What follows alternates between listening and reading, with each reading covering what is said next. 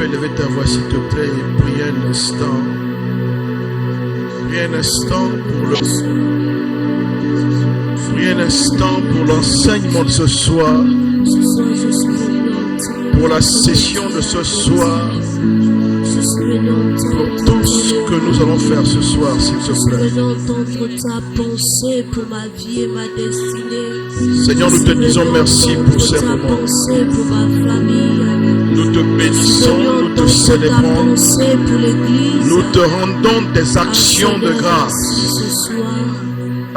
Merci pour ta présence qui se meurt. Ton esprit qui est en mouvement au milieu de nous, Seigneur. Merci parce que tu disposes les cœurs. Tu disposes les pensées. Et merci pour l'onction que tu fais reposer sur moi. Yes. Et tu me rends habile, tu me donnes l'assurance.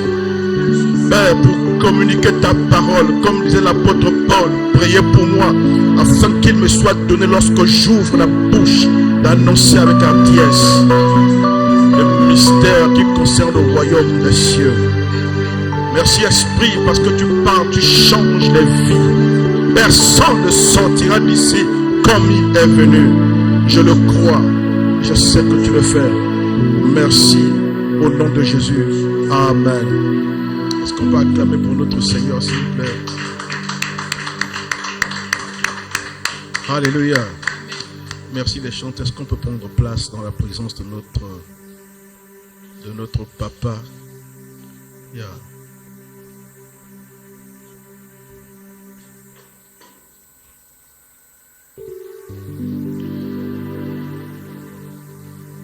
Si tu ne peux pas jouer, on peut mettre un son qui passe. Tu peux accompagner. Mais tu peux faire un son. Ah, tu es? Bon, donc, continue avec le même chant. Et si le Saint-Esprit t'inspire au fur et à mesure, tu es. Alléluia. Bonsoir à chacun d'entre vous. Comment vous allez? Alléluia. Nous avons ce thème. Déjà, permettez que je vous dise, comme il est de tradition pour moi, bienvenue à cette session de relations et famille. Alléluia.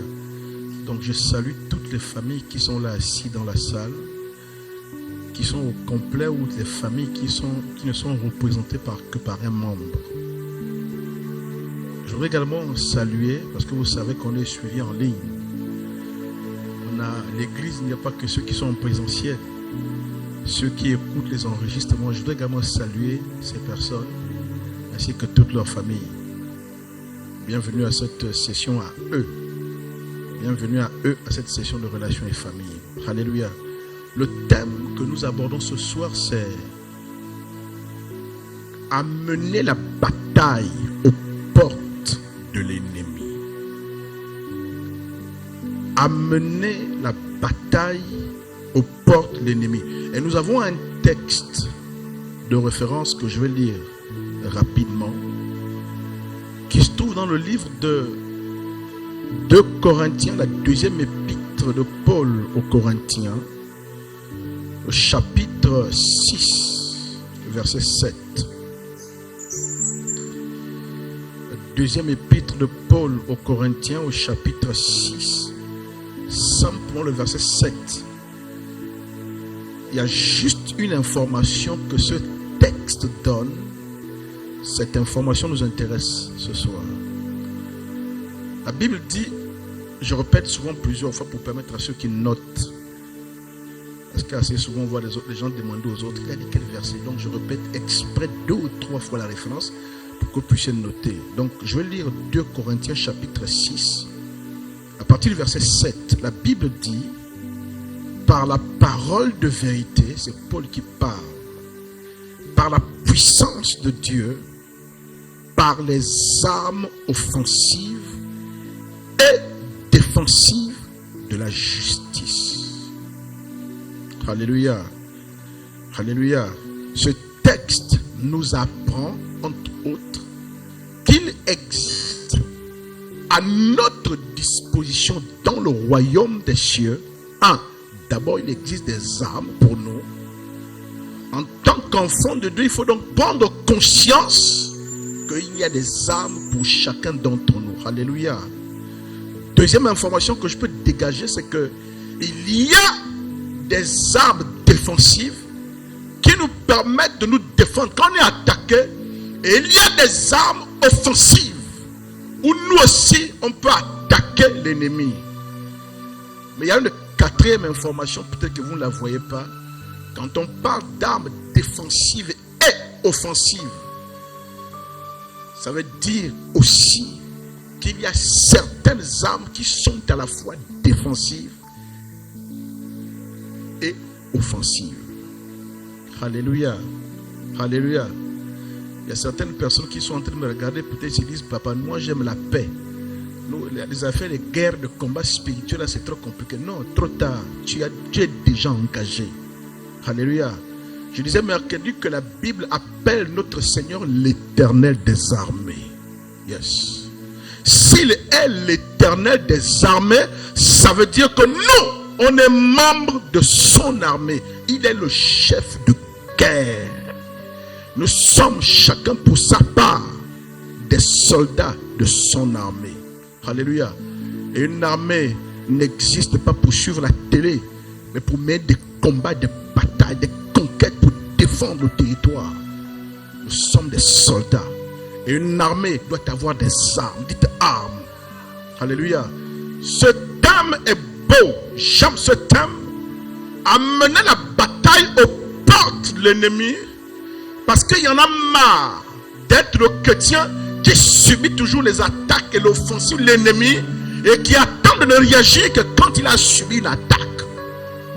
Toute la vie, on va être là seulement à recevoir les attaques, les symptômes des attaques, les attaques, les attaques. C'est quand tu es attaqué, c'est quand tu es blessé, c'est quand tu as encaissé la balle perdue, c'est quand tu as encaissé le fusil nocturne, c'est quand tu encaisses que là maintenant tu te réveilles pour envoyer le feu. Oh, dites plus question. Plus question d'être ceux qui encaissent d'abord et qui réagissent ensuite. Nous allons maintenant passer à l'attaque. On va neutraliser l'ennemi avant même qu'il ne bouge. On va le prendre par surprise. Dites le feu. Yes. J'ai dit envoyer le feu pêle-mêle. Mercredi j'ai dit ça. Et j'aime ma fille Aïcha. J'ai eu son statut. Petit truc qu'elle envoie le feu. Je dis c'est bien comme ça. Même si on dit qu'on devient parano. Alléluia. Dites parano.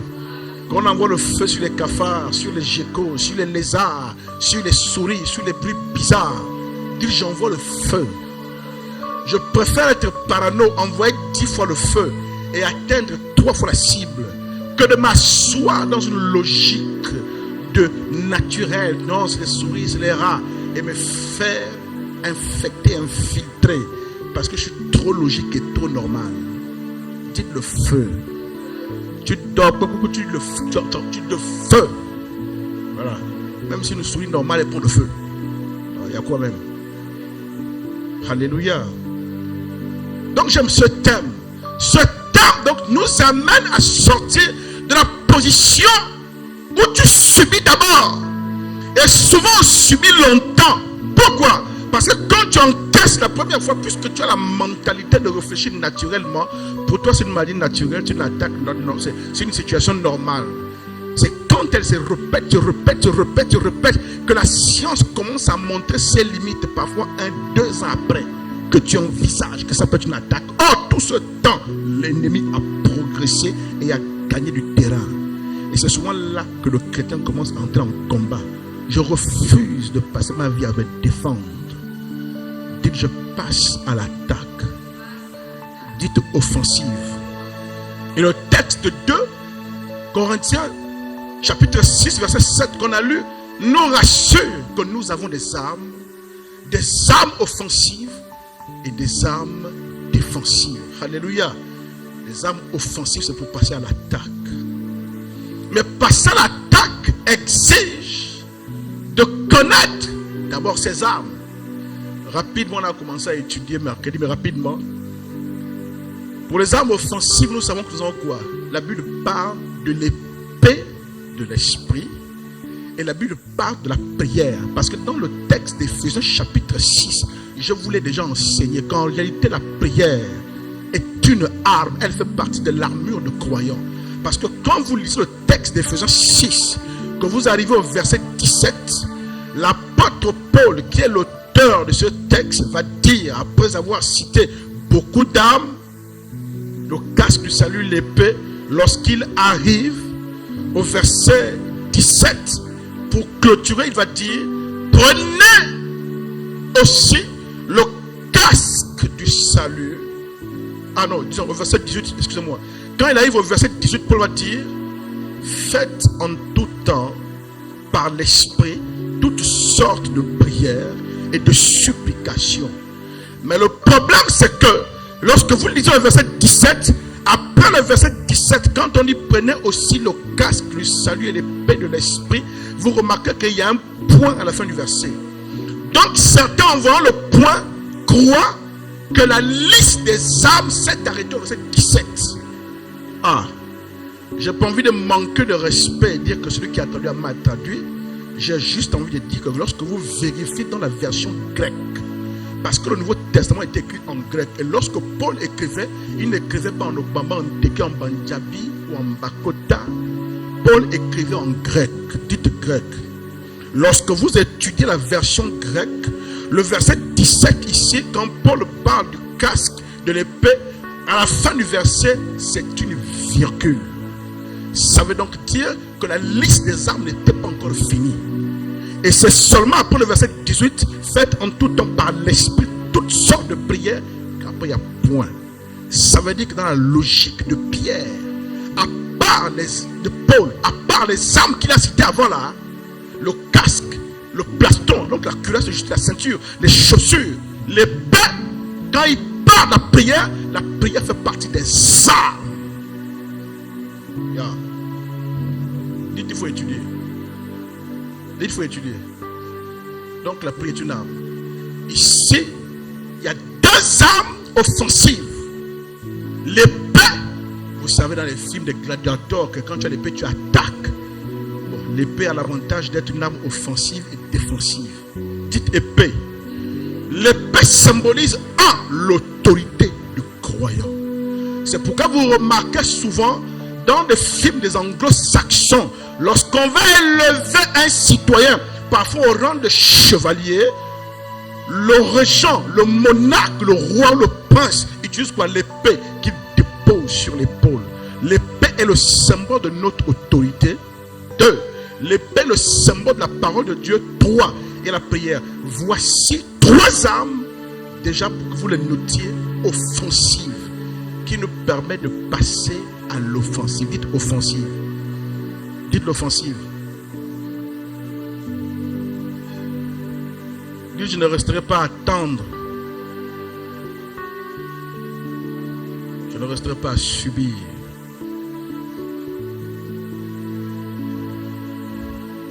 Je ne resterai pas à attendre. Je ne resterai pas à subir. Mais je vais passer à l'offensive. Alléluia.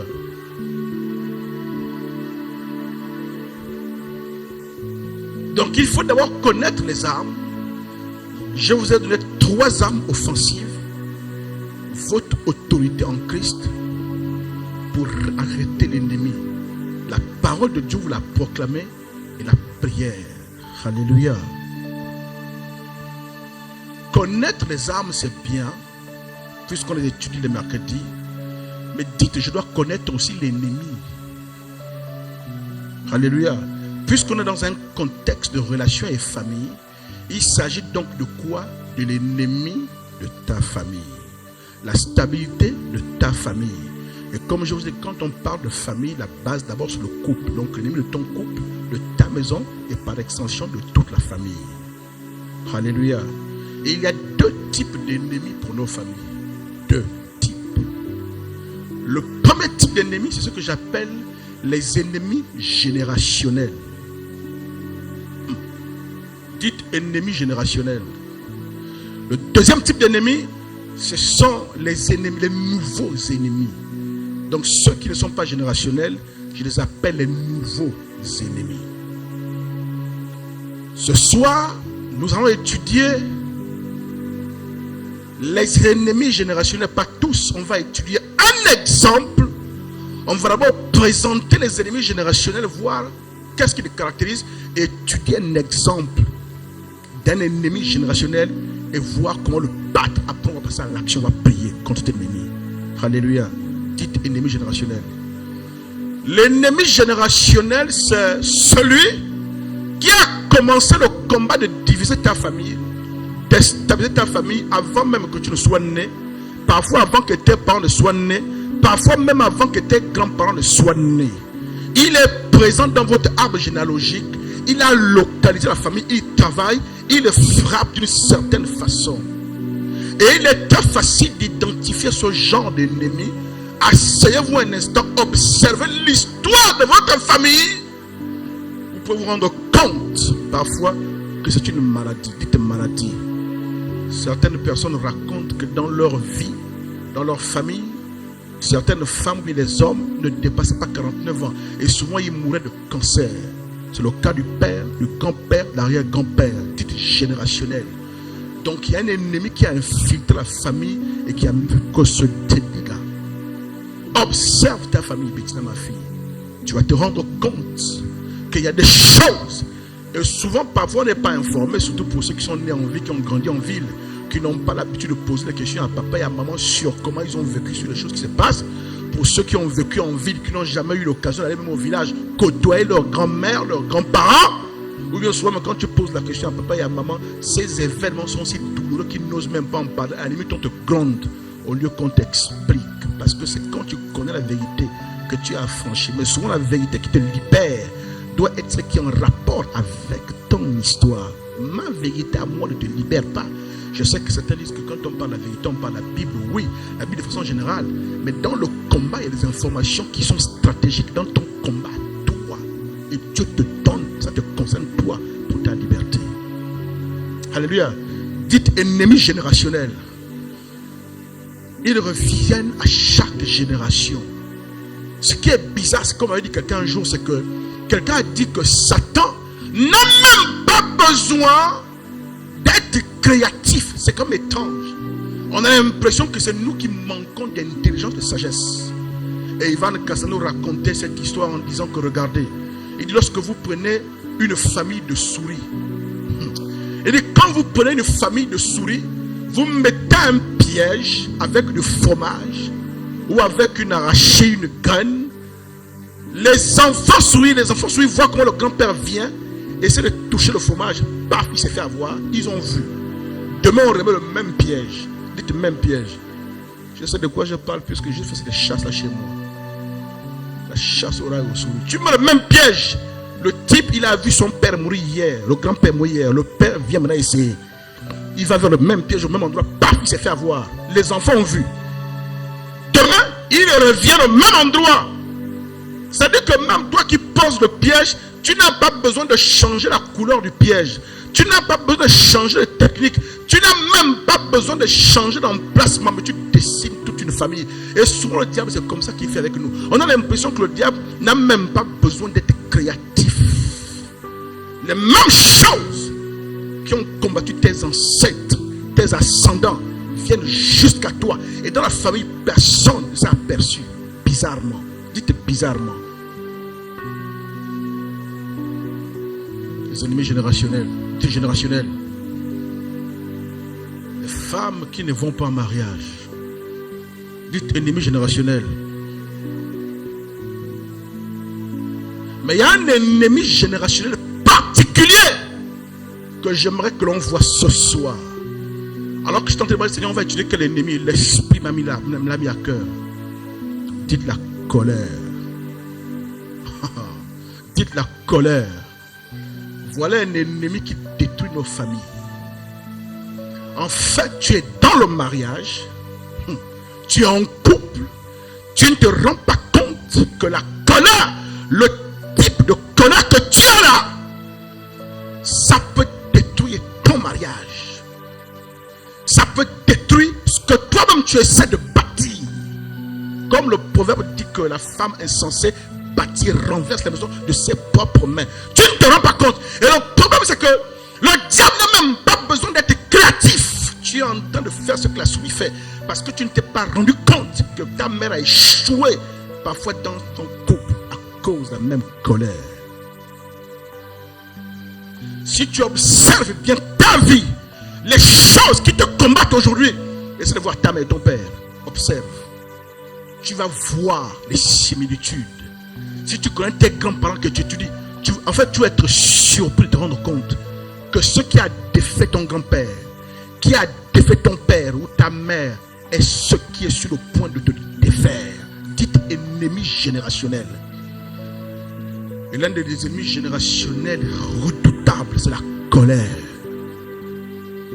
Il y a certaines colères. Est-ce que vous savez qu'il y a des choses qui se transmettent par le sang? Écoutez, moi je veux bien qu'on nous dise que quand on est en Jésus, il n'y a plus de liens et tout cela. Écoutez, permettez que j'ouvre cette parenthèse. Je suis obligé parce que ceux qui vont écouter le message en ligne vont dire que je raconte des bêtises. Ils vont dire qu'on a Jésus, on est né de nouveau, nous sommes des nouvelles créatures. Dites qu'on n'a plus de liens générationnels. Dites qu'on n'a plus de liens générationnels. Pourquoi vous ressemblez à votre père ou à votre mère? C'est à cause de votre sang. Dites sang. Le jour que vous avez accepté Jésus, votre visage a changé. Oh, dites-moi, votre visage a changé. Votre ADN a changé. Votre sang a changé. Vos cellules ont changé. Très bien. Ça veut dire que le sang que tu as reçu de tes parents, il est en toi. Il coule en toi. Et je vous enseignerai un jour ce qu'on appelle la mémoire des gènes. Pour vous expliquer qu'en fait, comme une étude a démontré aux États-Unis, parce qu'en fait, des soldats américains ont été appelés dans un hôpital pour donner du sang. Assez souvent, même ici, c'est le cas, non? Les hommes habillés, les soldats, mais moi, parfois, je donne du sang. Mais je ne suis jamais donné du sang gratuitement. Souvent, c'est quand c'est nécessaire. Ils ont donné du sang, des poches de sang qui ont été conservées. Et on s'est rendu compte à un moment donné qu'il y a une série de personnes qui vivaient des traumas, qui vivaient des influences bizarres. Quand ils dormaient, ils se voyaient au front, au combat, en guerre, se réveillaient traumatisés à cause des explosions, à cause du contexte de guerre qu'ils voyaient. Quelqu'un qui n'a jamais été en Afghanistan, mais commence à rêver, se voir dans la peau d'un soldat qui est en Afghanistan, qui est à Kaboul, qui a des ennemis en face, et qui voit le feu partout, les hélicoptères qui tombent et tout ça. Ils ne comprenaient pas. Il y a une personne qui veut se plaindre, une deuxième, une troisième, une quatrième, une cinquième. Beaucoup de personnes se plaignaient de cela. Et quand ils ont étudié, ils se sont rendus compte qu'ils sont des personnes qui ont reçu le sang qui avait été donné par des soldats. Et ces soldats, justement, la plupart d'entre eux ont vécu la guerre à Kaboul, en Afghanistan. Ce ne sont pas des parents. Ce ne sont pas des parents de la chair, mais des gars ont aussi le sang. Dites sang. Dites sang. Quand la Bible dit, écoutez, ma fille, quand la Bible, écoute bien, je sens que tu prends la position pour dire que yes, là, ça commence à monter. Je vois ma fille qui a juste la position. Quand la Bible dit, la vie de l'homme est dans le sang, c'est vraiment vrai. Ta vie est dans le sang. En fait, il est même démontré qu'en réalité, ton sang, tes gènes, non pas que le code génétique de comment tu es, ta morphologie, la ressemblance, même ton caractère, les choses que tu fais, que tu répètes, tu répètes, il y a ce qu'on appelle la mémoire des gènes. Ce caractère s'imprime dans tes gènes. Lorsque tu transfères ton sang à tes enfants n'héritent pas que des caractéristiques physiques, morphologiques, mais ils héritent de ton caractère qui est dans le sang.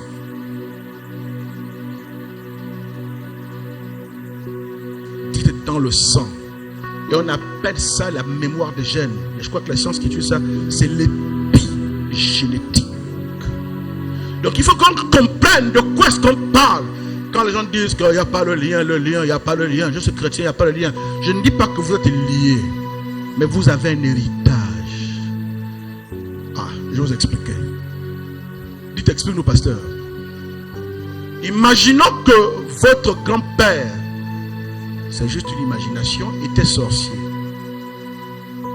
Et ce gars appartenait par exemple à une confrérie de sorciers. Ils étaient 10. Dites 10.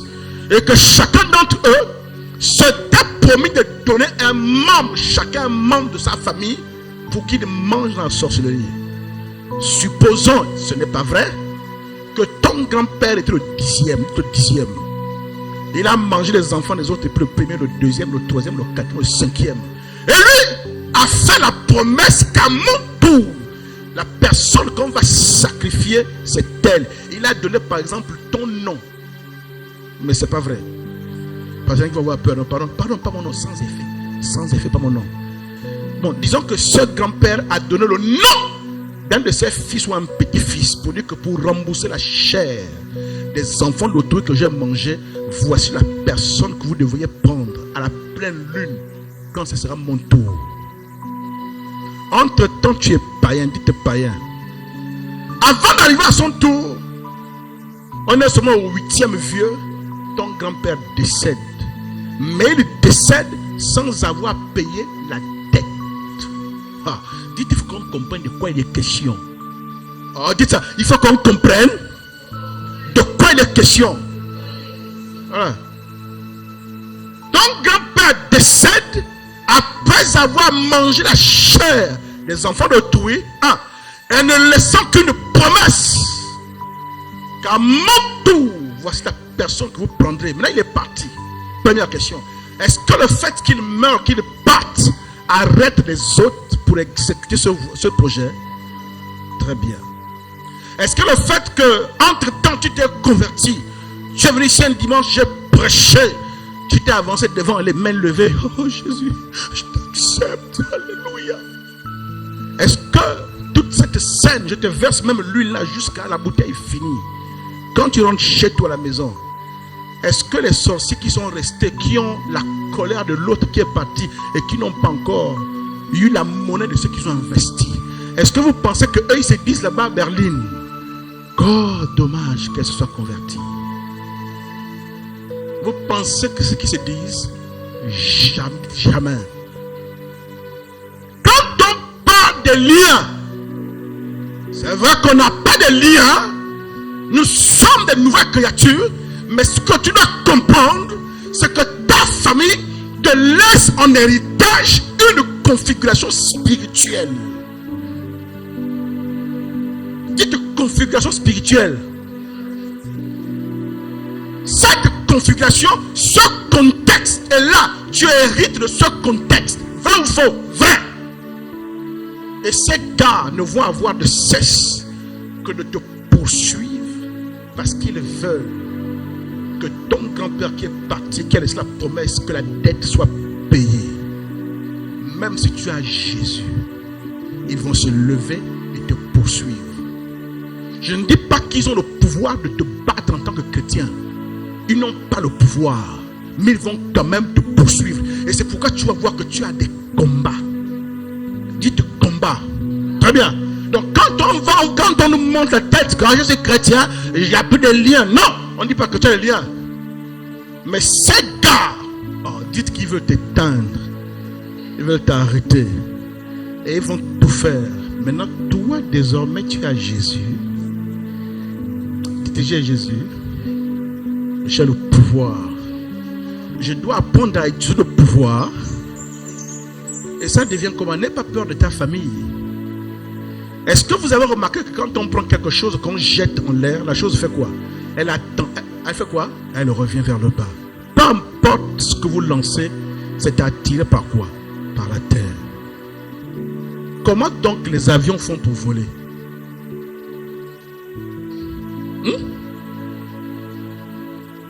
Très bien. On a une scientifique dans la salle. La loi de l'attraction négligeable, sœur, tu nous mets KO. C'est bon, tu as 20 sur 20. Alléluia. Ça veut simplement dire qu'au-delà de cette attraction terrestre qui attire tout ce qui veut se lever, la loi utilise d'autres. L'avion utilise d'autres lois. Parce que ce qui attire chaque chose vers la terre est une loi. La gravitation universelle. L'attraction de la terre, c'est une loi naturelle que Dieu a créée. Mais il existe d'autres lois au-dessus de cette loi-là. Donc quand l'avion vole, c'est pas que l'avion annule la loi de l'attraction de la Terre, mais l'avion opère dans une autre loi qui est supérieure. C'est ça le chrétien. Le contexte de sorcellerie de ta famille n'a pas changé. Mais tu es désormais comme un avion équipé de réacteurs. Équipé de réacteurs, de moteurs. Quand les pesanteurs familiales veulent t'arrêter, la conscience de qui tu es en Christ, tu l'utilises. Yes. Et tu démarres l'avion, tu te mets, oh ya. Sarado, Chaparabi, Kabai. Donc il n'est pas question de crier ouais fort, je suis chrétien, il n'y a plus de lien. Non! Le contexte spirituel de ta famille n'a pas changé malgré ta conversion. Ce contexte est là.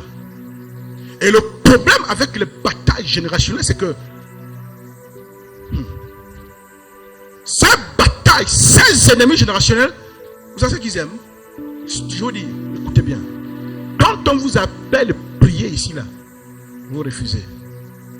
Vous pensez que vous venez prier pour moi. Je vous dis quelque chose. Tout ce qui a triomphé de vous va récupérer vos enfants. Ce n'est pas une prophétie. C'est un fait.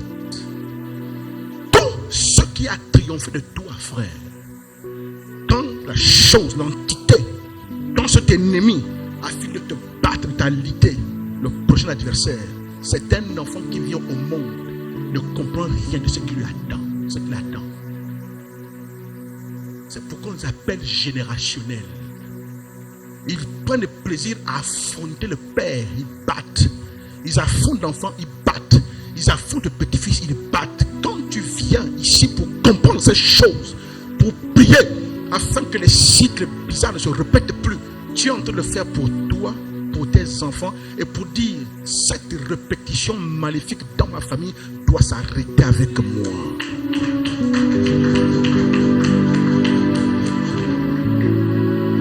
Hein, mon fils? Que cette répétition bizarre doit s'arrêter avec qui? Avec moi. Les femmes vont en mariage, mais les hommes meurent toujours. Dites, ça doit s'arrêter. Mais l'ennemi dont je parlais tout à l'heure, c'est la colère. Est-ce que tu t'es déjà assis et examiné la colère qui t'anime? La colère, c'est un sentiment au départ que tous les êtres humains ont. Vrai ou faux? On peut s'indigner, on peut être en colère parce que quelque chose n'a pas marché comme on voulait, ou bien quelqu'un s'est mal comporté, un enfant, on s'indigne. Et on exprime notre indignation par ce sentiment qui est la colère. Mais quand toi tu te regardes, tes colères sont bizarres. Dites bizarres. Dites mes colères sont bizarres. Tu te réveilles le matin, tu as bien dormi le soir, personne n'est embêté. Mais le matin tu te réveilles, tu es en colère. Non, on ne t'a pas insulté que tu en veux à quelqu'un. Quelqu'un ne t'a pas énervé. Tu as bien dormi, tu as bien dormi. Je me réveille le matin, je suis en colère. Des colères injustifiées. Ah, dis-moi, ça vient d'où? Les gens que tu es censé aimer, quand tu les regardes, ils t'énervent. Tu as envie de mettre des baffes, des claques à tout le monde. Tu veux voir personne, ça te casse, ça te fatigue. Ça vient d'où?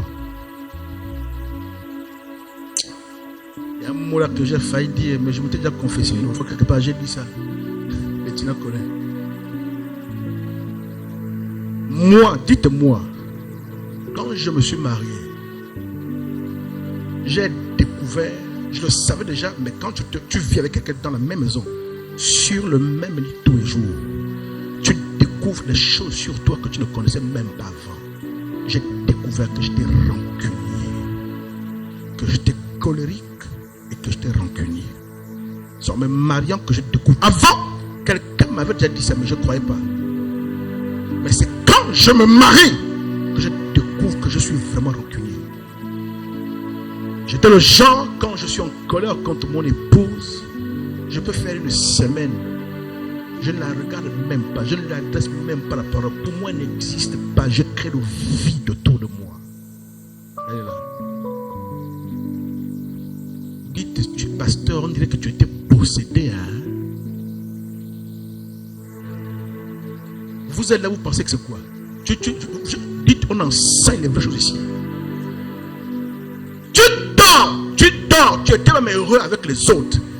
Et parfois, si tu as un mari ou un homme ou une femme, l'autre est parfois perdu. Il s'arrête, il dit, oh, mais j'ai encore fait quoi? Et s'il ne parle pas, il va dire, mais j'ai fait quoi? Pourquoi il est bizarre? Pourquoi il est bizarre? Et souvent, quand tu essaies de discuter avec la personne, non, j'ai failli te dire posséder, mais vraiment, depuis que je me suis confessé sur l'affaire, là, je peux plus dire ça aux gens. Ah, Seigneur, un peu seulement. Et mon épouse en femme spirituelle est partie prier. Il y a des ennemis qui combattent nos familles, ton couple, ta maison. Ils sont générationnels. Cette colère ne vient pas de toi. Ta mère parfois était colérique. Ta grand-mère était colérique. Tu te renseignes.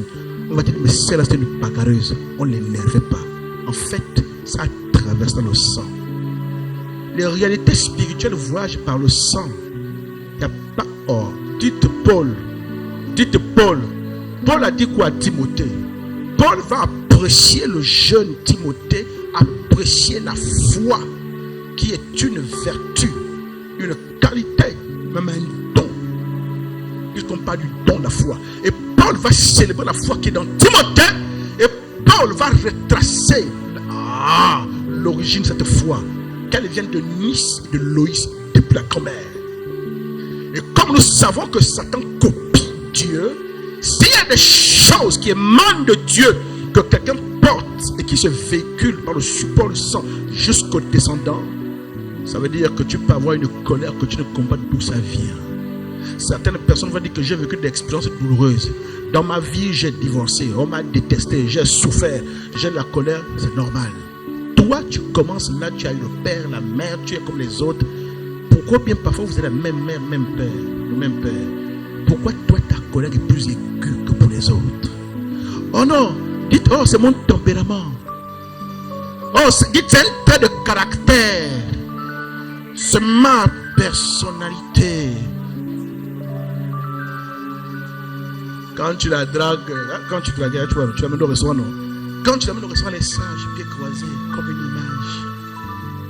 Et tu ne sais pas. Je vous dis, l'héritage qui est là, c'est quand vous rentrez à la maison, tu dis oh. Dites oh. Quelqu'un un jour sur Facebook a fait la légende des expressions que seuls les Gabonais comprennent. Genre oh, dites oh. Ou bien oh. Dites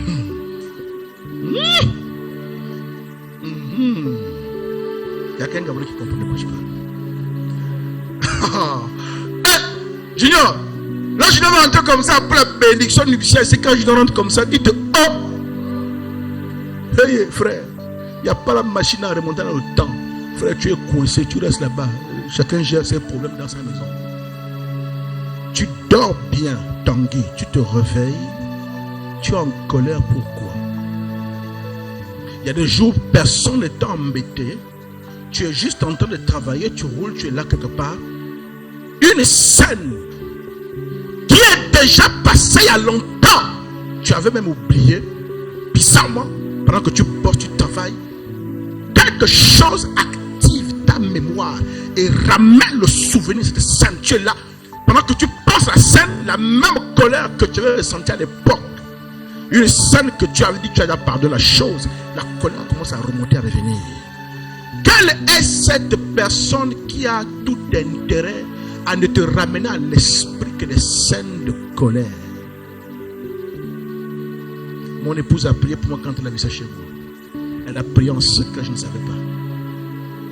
Jusqu'à ce qu'elle a fait un rêve. Elle jeûnait même. Elle me voyait marcher et il y avait des chauves-souris qui me suivaient derrière. Je le dis à ma honte. Mais mon père bébé m'a appris, papa. Quand tu prêches, il faut être vrai. Si tu veux aider les gens, parle de ce que tu as fait. Ils vont s'identifier dans ta faiblesse. Ils vont croire que Dieu peut les aider. Ma femme voit un groupe de chauves-souris. Or, la chauve-souris était le totem d'un de mes oncles, chez qui j'ai vécu. Et la phase de ma vie où j'étais en 6e, où j'ai vécu avec lui, il a beaucoup marqué spirituellement ma vie. Et c'est un gars extrêmement colérique. Il en était à sa troisième femme. Il est bastonnait. Il était terrible. Et son totem, c'est la chauve-souris. Ça veut donc dire qu'un jeune homme, les enfants que vous envoyez souvent chez les personnes, allez garder, garde-nous enfant. Quel est son patrimoine spirituel? Un jeune homme qui dort, qui voit des rêves de tout bizarre. Et quand elle a dit qu'elle avait des chauves-souris, et Dieu lui a parlé, j'étais déjà converti homme de Dieu, sous onction, criant à l'église, dirigeant les prières quand tu venais à JCR.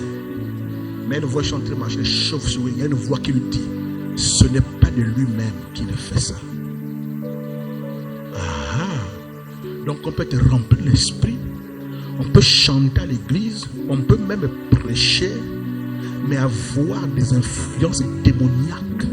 Et ces influences prospèrent parce que tu refuses de l'admettre, de l'accepter. Tu te caches derrière les justifications. Tu te balades là. J'ai encore failli le mot là. Seigneur, aide-moi. Est-ce que tu sais que si un trait de caractère que tu as est nourri par une entité démoniaque, chaque fois que tu refuses d'admettre qu'il y a un problème à traiter, que tu justifies, ce n'est pas toi que tu protèges, c'est lui que tu couvres, tu nourris et tu le renforces. C'est lui que tu renforces, que tu nourris. Quand tu es seul, tu sens qu'il y a quelque chose qui ne va pas chez toi, mais tu refuses d'admettre. Oh non, il faut le désordre. Un jour, je dis à mon épouse, chérie, parce qu'elle aussi avait le même problème. Je dis, chérie, tu as un type de colère, moi c'est la rancune, mais tu as un type de colère qui sont souvent disproportionnés.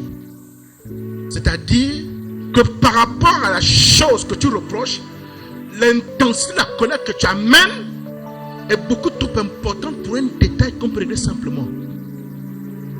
Jouez les gars, qu'est-ce qui se passe? Mais si le piano c'est un pareil, sur le pianiste là, vous allez écouter l'enregistrement, jouez d'abord, vous allez écouter l'enregistrement les gars, jouez. Hein, c'est comme ça que vous allez jouer les nerveux à la maison, là-bas des costauds, après vous allez... Oui, joue d'abord, tu vas écouter l'enregistrement. Alléluia. L'enregistrement c'est dès ce soir, dès que je finis là, je partage en ligne. Alléluia. Alléluia. Je t'aime mourir mon père. Disproportionné. C'est-à-dire que les situations c'est normal, tu peux t'agacer. Ok? Des situations normales, tu peux être indigné. Mais elle là. C'est-à-dire, c'est comme ça. Mais vous amène l'ouragan. Elle soulève tous les. Elle arrache les arbres. Ah! Dites sœur, c'est comment? Tu la vois petit modèle là. Aïe. Mais dans la colère, sa colère pousse le vent, elle pousse les bateaux. Je dis non, là il y a un problème. Et elle s'est assis. On a discuté, elle a commencé à étudier. Elle s'est rendue compte que dans son ascendance, il y avait la même colère. Ah oui, elle s'est rendue compte qu'avant, il y avait la même colère. Des colères, je vous dis, quand elle est en colère, elle suffoque littéralement. Elle étouffe littéralement. Je vous dis, elle étouffe. Tu ne l'as pas insultée. Mais oh! Heureusement que c'est une femme. Si elle était costaud, elle devait me bastonner. Si elle était comme Aïcha, elle devait me bastonner tous les jours. Papa, boum, on a tapé le pasteur. Boum, boum. Un jour même, Guy, attention, il ne faut pas qu'on répète que. Venez m'aider. Alléluia. La façon qu'elle a la colère, c'est un homme. Mais les femmes doivent souffrir. Je dis non, chérie. Et quand on a commencé à retracer, à se rendre compte que ça venait d'en haut. Donc elle a hérité de quelque chose. Elle a commencé à prier. Et Dieu l'en a délivré. Je me rappelle il y a quelques années en arrière, ça voulait encore revenir. Un jour, j'étais dans le taxi. Elle dit non chérie, c'est pas normal. Le type de colère que j'étais abattu là, je sens que ça commence à revenir. Parce que vous savez que l'esprit, quand les chassés s'en va, il tourne. Il dit non, je repartirai. Mais quand il arrive dans la maison, que la maison est libre, inoccupée, il s'installe. Alléluia. Et quand il vient, parfois il te sollicite. Il y a un type de colère. Et je vous dis que la plupart de nos familles là sont détruites par quoi? Par la colère. L'animosité. Les gens qui ne se parlent pas, les gens qui ne se visitent pas, c'est quoi? La colère. J'ai été offensé. L'offense qu'on t'a faite dans notre famille, quelqu'un a pardonné pour toi, c'est devenu quelque chose de compliqué. La colère.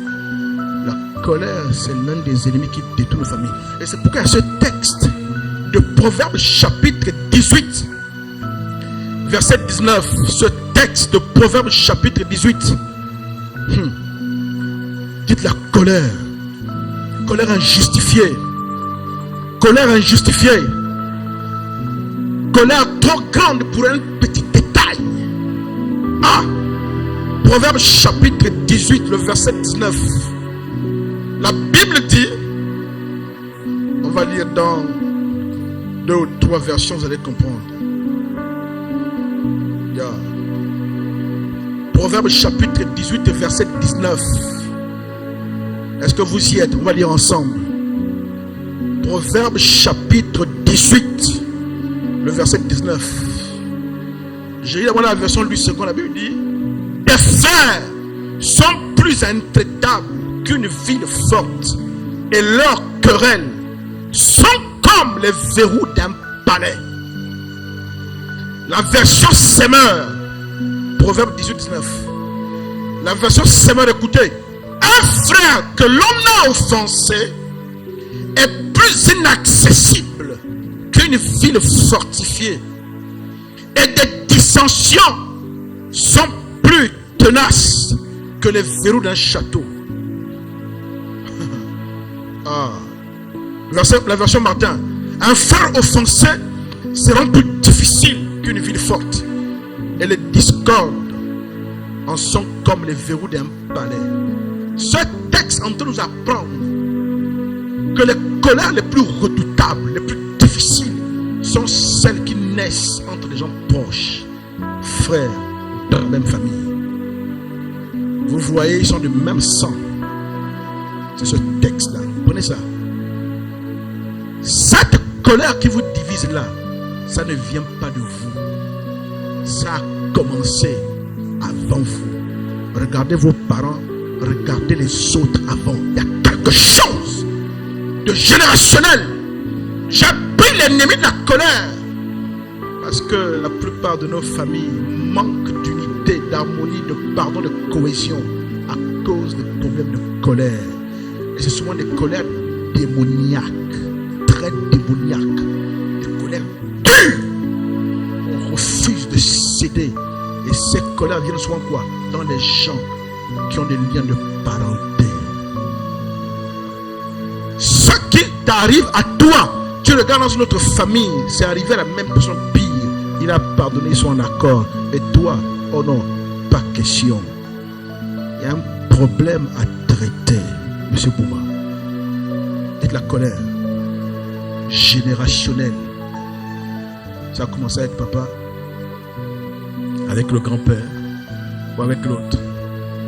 Dieu voulant, peut-être vendredi prochain, je vais arrêter là, vendredi prochain, on va peut-être étudier maintenant un autre aspect, notre ennemi. Dites le sexe. Dites le sexe. Cette envie de sexe incontrôlée que tu as, ce n'est pas toi. Je parle de ce que j'ai vécu. Mettre dans la pornographie des choses bizarres, la masturbation incontrôlée. Je ne comprenais pas d'où ça venait. Dites, je ne comprenais pas. Dites, je ne comprenais pas. Je ne parle pas du simple fait de le faire en passant, mais je vous dis, j'étais possédé. Oh! Dites possédé. Et quand j'étais allumé au Togo, que je m'enferme 7 jours sans manger, sans boire, et que je commence à demander à Dieu, Seigneur, montre-moi. Et que là, Dieu m'ouvre les yeux sur une réalité que je côtoyais depuis. Mais que je n'avais pas. Parfois, on a besoin de révélation. Et l'Esprit me dit, est-ce que tu as remarqué que du côté paternel et du côté maternel, et ton père et ta mère des deux côtés sont issus d'un foyer polygame? Je me suis rendu compte que oui, ma mère est née dans une polygamie, mon père est né dans une polygamie. Donc ils appartiennent à des ascendants qui aimaient les go. Dites les go. Mon père lui-même, c'est un témoignage, c'était un joueur. Dites un joueur. Il a fait des choses en son temps. Je regardais mon père et je regardais tous ses frères avaient le même problème. Il a même un frère qui est pasteur, qui en avait 4 femmes. On dit, mais comment tu peux être pasteur avec 4 femmes? Dieu soit loué, le travail a pris du temps, mais aujourd'hui, il ne restait qu'une seule qu'il a épousée, qu'il a gardée. J'ai compris que, les pulsions vers les femmes, vers le sexe, j'ai hérité de quelque chose dans le sang. Il faut que j'active les réacteurs de la conscience de mon identité en Christ pour battre cela. Vendredi prochain, on verra. Pourquoi ton homme est intenable? C'est pourquoi avant de vous marier, demandez à Dieu, c'est quoi le problème ici? Dites, c'est quoi le problème ici? C'est quoi le problème ici? Pourquoi tu n'arrives pas à te retrouver? Oh, je suis étonné. Non, non. Ce soir, on a commencé l'étude des ennemis générationnels. On a abordé le premier qui détruit nos familles, puisqu'on parle de famille. C'est pourquoi j'ai choisi les ennemis qui détruisent la famille. La colère! Dites la colère. Dites la colère. Oh, ça doit changer. Il ne t'a rien fait, tu es énervé. On ne t'a rien fait, tu es énervé. On ne t'a rien fait, tu es énervé. Oh! Et comme ma femme m'a parlé de chauves-souris, je ne lui avais jamais parlé de ça. J'ai compris qu'il y a un problème. Et j'ai commencé à prier. Mais quand j'ai prié, écoutez, quand j'ai prié malgré ça, j'ai continué à faire des choses, je suis en colère. Et un jour, j'étais encore en colère, rancune. Je dors. Et je fais un rêve dans lequel je vois un homme en blanc qui vient, qui me regarde. Parce que ma femme souffrait quand j'étais dans cet état.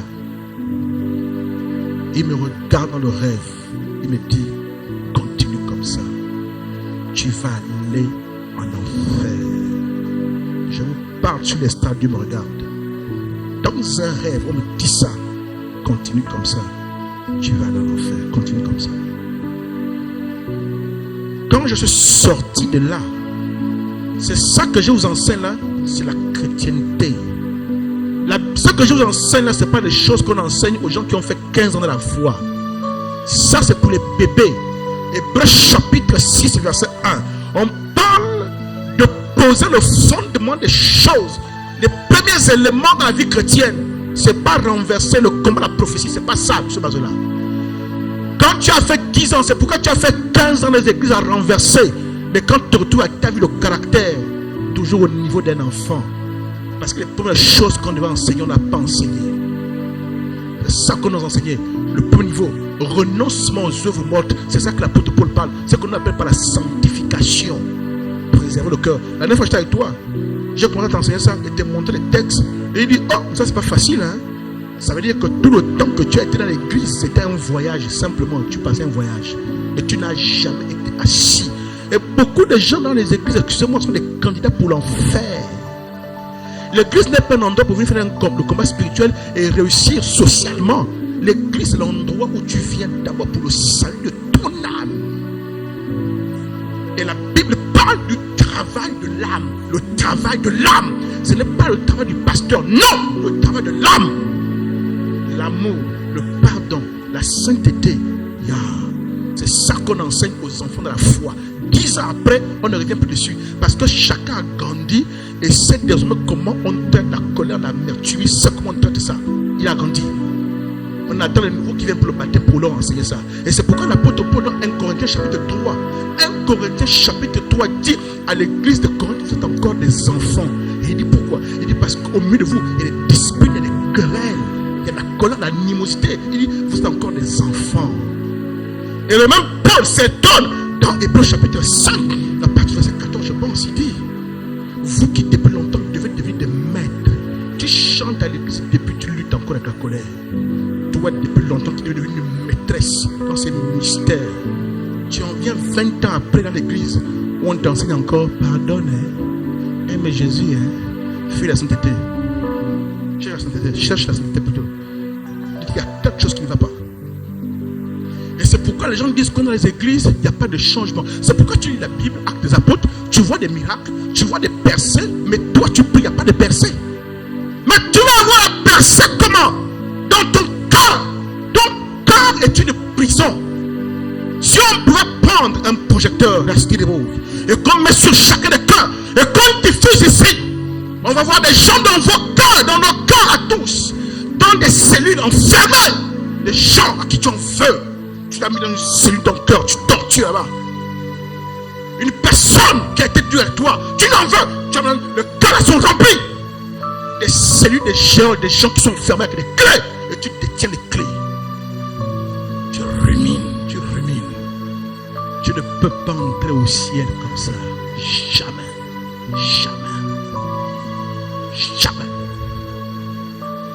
Et c'est ça qu'on ne dit pas souvent aux chrétiens. Parce qu'on a peur quand on prêche la sainteté, que les gens vont se fâcher, ne plus cotiser, fuir l'église. Je vous dis moi-même, quand Dieu me jugera, ce serait 2 fois plus sévère que vous. La Bible dit, dans l'église, qu'il n'y a pas beaucoup de gens qui enseignent. Parce que ceux qui enseignent seront jugés plus sévèrement. Donc moi il me dira, tu connaissais la vérité, j'ai pris des années à te former, à te préparer, je t'ai établi. Et tu as refusé d'enseigner la vérité parce que tu as peur des gens. Tu as peur que les gens soient en colère et s'en vont. Maintenant on va régler ton cas. Béni que vous connaissez là, qui fait des miracles partout. Quand il fait la même chose, les gens tombent. Vous savez que Béni est tombé malade, on l'avait opéré. À l'époque, Papi était encore vivant. Maintenant qu'on opère Béni au sommet de sa gloire, je ne sais pas s'il y a un ministère au monde qui dépasse Béni. Au sommet de sa gloire, quand on l'opère, paf, il meurt et il va au ciel. Il arrive au ciel, Jésus est devant la porte du ciel, debout. Jésus est rentré. Et il y a un pianiste comme ça, quelqu'un qui joue aucun instrument comme du piano, comme je ne sais pas quel instrument. Et quand tu approchais, l'instrument de musique jouait une mélodie. En fait, la mélodie, c'est le symbole de ta vie.